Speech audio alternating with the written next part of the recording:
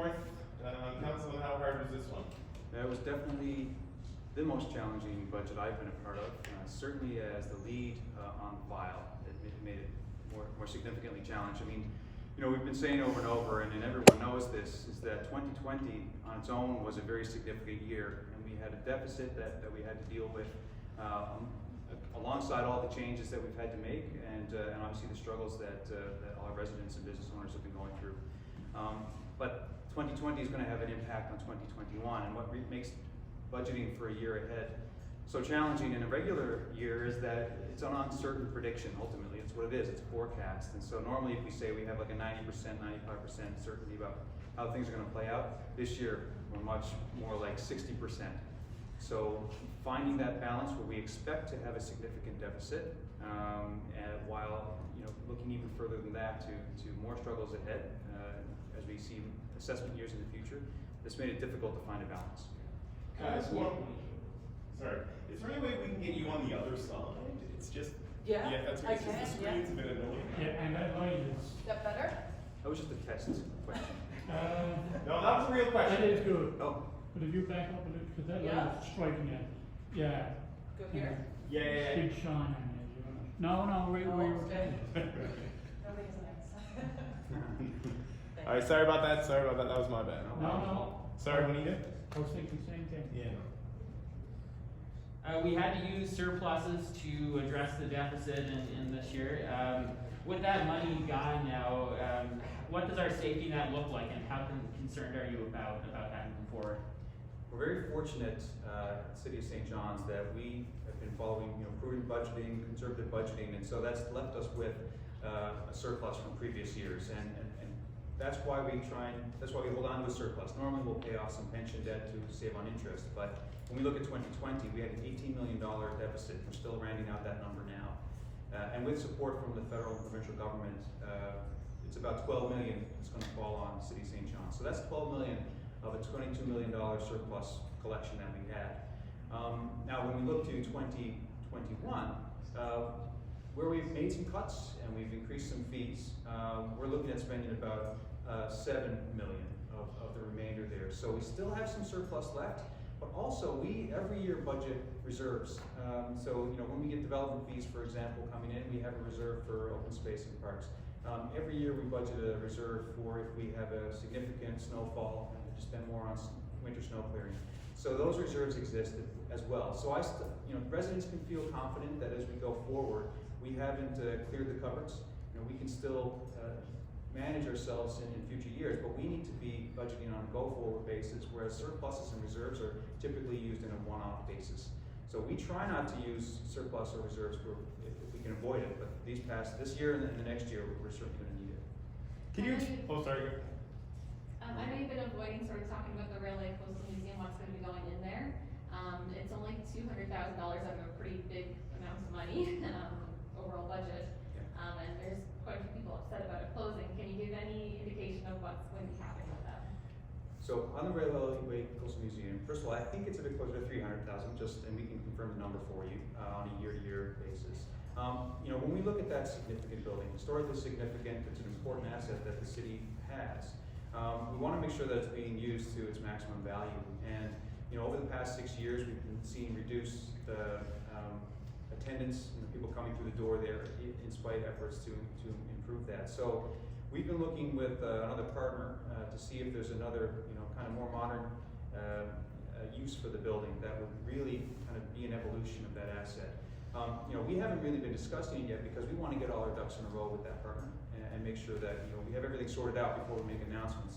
So the announcement's kind of getting ahead of us a little bit, but I think that when all is said and done, I think those who value the building for sure will be happy that we were absolutely retaining that the building will be as is.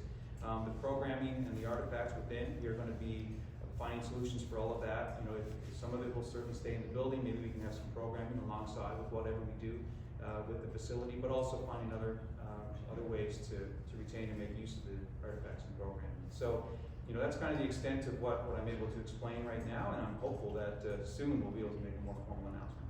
St. John's Sports and Entertainment just continues to be a point of contention for residents and for council. Effectively, it seems like the can's being kicked down the line here. I know that you're waiting on the report to come out on its use. What do you foresee, even though I know you won't be a counselor at that point, happening here with SJSE? Well, I can say that we've always taken seriously the idea of another structure, whether that be management, third-party management, or selling the building. The challenge that we have really is that, this is an asset that the city has to support the economy, and these type of assets are generally loss leaders. They cost money to operate, but the impact that they have to the rest of the economy is significant. I think that right now we are faced with a potential party who could take over either management or purchasing. So now I think we're really at the table saying what would we have to consider if we were to sell it, until finally I think now that we have a consultant who did already an analysis of the operations of St. John's Sports and Entertainment Limited. We've adjusted some of those recommendations. Now we can say, well, the facilities quite well. Let's make sure that we're considering everything we do before we decide how to move forward. Because if we lose that facility, or we don't manage the transition well, that could be a wrong decision for our residents and business owners. You have two councillors who have indicated that they can't support the budget, and both of them are hung up on the same two things. We've got snow clearing and we've got Metro Bus. How can you take a look at that and maybe sympathize with the constituents and with the councillors who have those challenges? Yeah, am I happy with everything in the budget? Absolutely not. This is something that we've really struggled with, and I absolutely hear, in a lot of cases I've stood alongside the people who are voicing their concerns about Metrobus and sidewalks. What I am happy with the budget is the amount of effort and energy that this council, to a person, have put in to trying to find a balance for this document. And so when I look at the issues that are really I'll call it the hot button issues in the public right now, I look at other aspects of those areas where we are making investments. So, for example, you take sidewalk snow clearing. That's something that we have invested recently. We continue to make changes, but we have invested in fleet maintenance and renewal that's going to have impacts on this coming winter. And it's something that really we didn't add funds into this year, because we're looking at a year where we're trying not to have a tax burden on folks. We're making cuts to programs, and so increasing service levels was just something that council didn't want to do. As far as Metrobus goes, that's something very dear to my heart. I've been a transit advocate my whole career on council, and what gives me a bit of comfort here is that council agreed on a compromise that the cuts that we make for 2021, $500,000, at least for the winter, are not going to impact frequency, the service levels, so that January, February, March, people aren't waiting out a bit longer than they normally would. So we're going to maintain the regular service level frequency for the first 3 months for sure, and then we go into summer schedule in May anyway, so April is a bit closer to that. And also, we've made significant investment and changes with the transit service. We now have free rides for kids under the age of 12. We've been targeting our promotion of the service so that more people realize that it is quite a good service, and especially if, depending on where you live, it might be really useful for you. And also, we had that significant negotiations we did with the provincial government. And now we have an income support pass for those who are using that program. So we are moving ahead with infrastructure, with investment in public transit, and that gives me a bit of comfort as well. Councillor Lane also talked about how there was no public engagement on the budget. I know you had previously said you wanted to see more engagement, but was there any point in all of those discussions that council was having on the budget where you looked at whether or not public engagement could still be done, even though it was a bit late in the game? Yeah, so this budget presented, it was a very unique budget for a number of reasons, and so the way we approached it was influenced by that. I want to just kind of explain when it comes to engagement. I had obviously hoped to have more thorough engagement. I really want to bring in the public on decision making. Now, the thing with 2021, as we look forward, is it's a very uncertain year, and the decisions that we have to make are complex. So it took a good while for council, certainly, to really wrap our own heads around it. We directed staff as early as May to start looking at options when we see a significant deficit. What could we do? So that took a while. So then September we sat down. I mentioned that a few times. We really sat down many times. And it wasn't until mid-November when really we could make some announcements. And the thing about those announcements and the considerations we were making is that we were getting down to line items and specific roles within the organization. And when you're dealing with such a long list of impacts to specific individuals, we want to be very sensitive to that. So it took longer than I would have liked, but it was because it was a thorough process. It wasn't until really late that we were able to even put out some of the decisions that were being made, and then even then we were still working through some details, and that made it very challenging to go out to the public in a meaningful way and say, what do you think, and what should we be doing? Now, with that said, I can tell you right now, like all the conversations that I'm hearing, all the feedback we're getting from the public about this budget, I have appreciated and also have heard it from councillors around the table all throughout this process. So we have been listening, we have been hearing the public, not just through their councillors, but through social media and through the media outlets as well. So I believe that this budget really does reflect, or certainly has been built upon an awareness of the priorities and the concerns that the public have. So while I do love a robust engagement process like we did for the beginning of this budget cycle, it just wasn't something that seemed like we could do in a meaningful way for 2021. Dave Lane, what's going to happen with firefighters? Like, how's that all going to work out? Council has never had any intention and does not have any intention of reducing personnel at the fire department. And what we're dealing with right now is an issue of overtime costs. And we've seen overtime costs double over the past 4 years. So it's a cost that's starting to, I think, get a bit out of control. So we proposed a measure of how to maybe get that under control. And obviously there was some pushback against that, but I am happy to announce that the city, alongside the fire department and the union, are having good negotiations right now. We're talking about how we can address overtime in alternative ways. One of the things in the budget that we talked about is there's an estimation that there might be as much as $3 million that you won't be able to collect in taxes. How hard is that when you're trying to plan a budget if you're estimating that sort of figure, considering that you get 66% of your income from property taxes? Every year we budget for the potential that people won't be able to pay their taxes, and businesses obviously as well. And so when we look forward to this year, the number's going to be a little bit bigger in terms of estimating. It's an unpredictable year, but the unpredictability is related to economic activity and people's livelihoods. So we want to make sure as we look forward to 2021 that we're preparing for the potential of a reduction in revenue that's bigger than normal.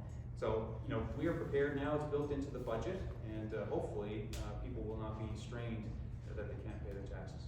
That $3 million, how much more is that than what you would usually budget for? I'm not sure of the number, but we're basing it on kind of a projection that we've been seeing throughout this year. It's really hard to predict because we did give tax interest deferral through all of this year once the pandemic began, because we knew there were businesses and residents who were having trouble paying it. And that means that, and there's also support from other levels of government that are enabling businesses and residents to pay their taxes. So it's just a very difficult number to predict, but I can probably get a specific number for you from past budgets. Overall, what do you think that it will take now moving forward to not have to increase taxes? You're talking about 2022 and beyond? Yeah. Part of the actions we're taking for 2021 are in consideration of the years ahead. So this year's budget is the end of a 3-year budget cycle. We're going to be moving to 2-year assessment cycles starting for 2022. And that's where things change a bit because everyone's property is going to be reassessed.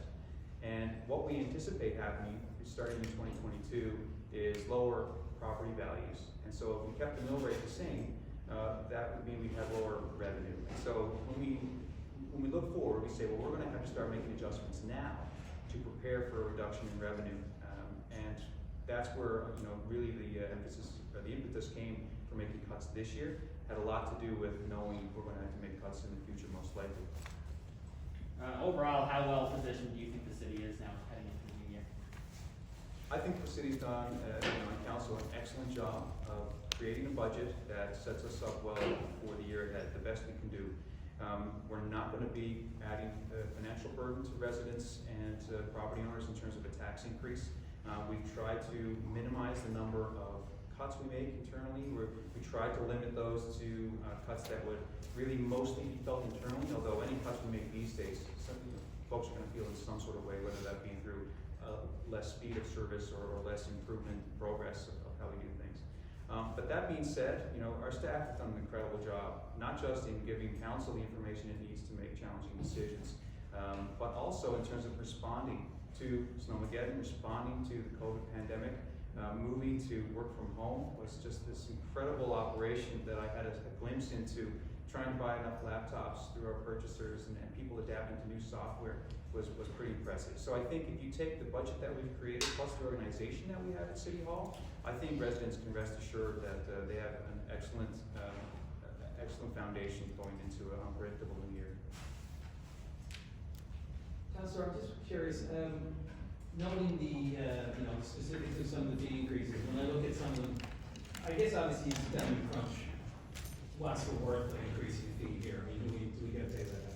How often are sewer backups and laterals and digs and that sort of thing related to private homes? How big of an expense is that year to year? Is that kind of, is this a reason why I would cite that one in particular? We don't like increasing any fees, particularly something like a lateral. Now, not many cities, municipalities offer a fixed fee for that service. A lot of them don't cover it at all. And so when we looked at that service, we know that when people have a lateral problem, it can be fairly significant in cost. And also, it happens, sometimes it feels randomly, you can't see it coming. So we don't like making that decision. But I think there is an average year over year of how many times we expect people to reach out to the city to help them with that kind of issue, and I can get the number for you. And that's like, this one doubles, right, from 100 for just the backup calls, 100 to 200, and then the other 800 to 1,000. I know in the past I've seen some of these cases come for council, and in a lot of cases pretty contentious. Yes. People argue that it's the city infrastructure that's to blame in a lot of these cases. So is that also taken into consideration there? I mean, sometimes it can get tied up in court. Right. Well, we try and have as tight a process as possible. We always be aware of where the land boundaries are, for example. But what I can tell you is that council and councils past really see the value that residents put into this fee for service.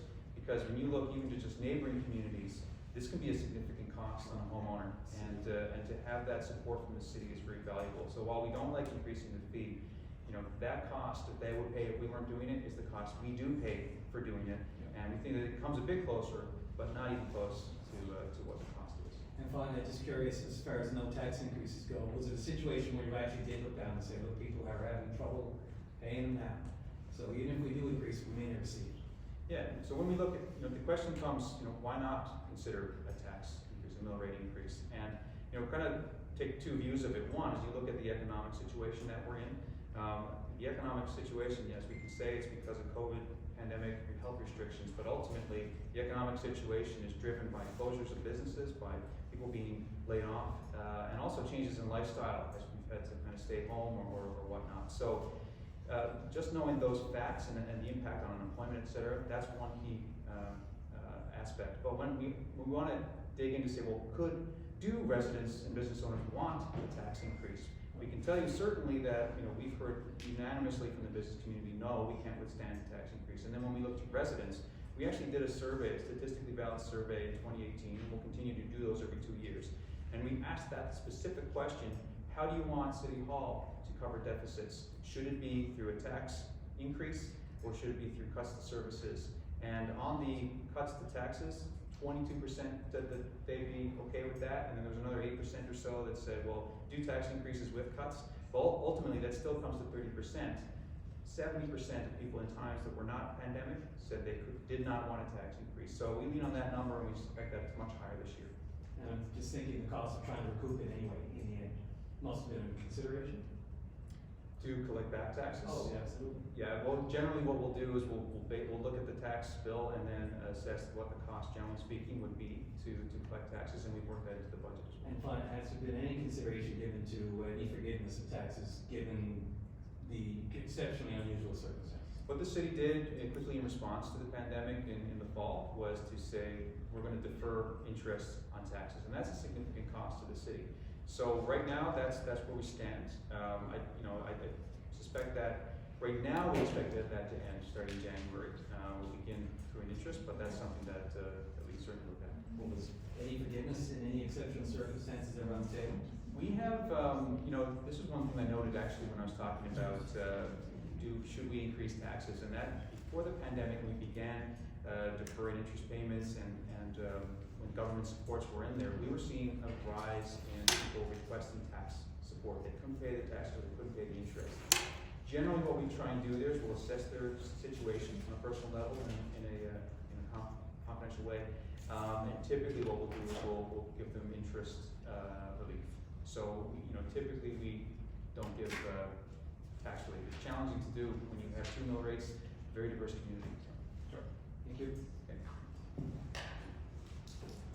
All right.